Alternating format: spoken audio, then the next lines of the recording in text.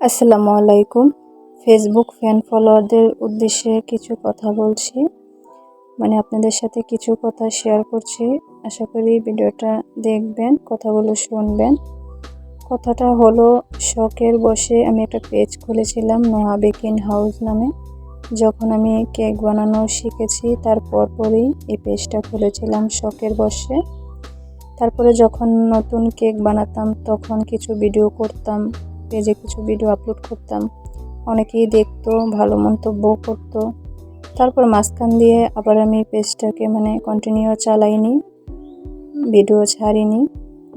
তারপরে কিছুদিন আগে ভাবলাম আবারও কিছু ভিডিও করি, আপলোড করি। তারপরে কিছু ভিডিও ছাড়ছি, আপলোড করছি, কেকের ভিডিও, পাশাপাশি আমার মেয়ের কিছু ভিডিও, ছোটোখাটো ব্লগ বলতে পারেন।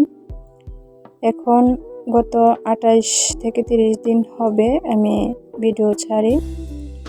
পেজের অবস্থা অনেক বেশি ভালো হয়ে গেছে আলহামদুলিল্লাহ। রিচ এঙ্গেজমেন্ট অনেক বেশি বেড়েছে। তারপরে ফেসবুক কোম্পানির থেকে একটা মেসেজ এসেছে মনিটাইজেশন করার জন্য। তারপরে ওইটাও করলাম আলহামদুলিল্লাহ। মনিটাইজেশন করার পরে ওরা অ্যাকসেপ্ট করেছে। এখন সমস্যা হলো, যেটা আপনাদের সাথে শেয়ার করার জন্য এসেছি, আমার 1000 ফলোয়ার লাগবে ম্যাক্সিমাম।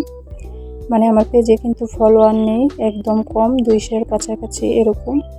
কন্টিনিউ যদি আমি সবসময় ভিডিও ছাড়তাম তাহলে এতদিনে অনেক ফলোয়ার হতো, কিন্তু মাঝখান দিয়ে যত ভিডিও ছাড়িনি তার জন্য ফলোয়ার কিন্তু নেই। তাই আপনাদের উদ্দেশ্যে আমি বলছি, যারা আমার ফেসবুক ফ্যান ফলোয়ার আছেন, এখানে আমার 350-এর মতো ফলোয়ার আছে।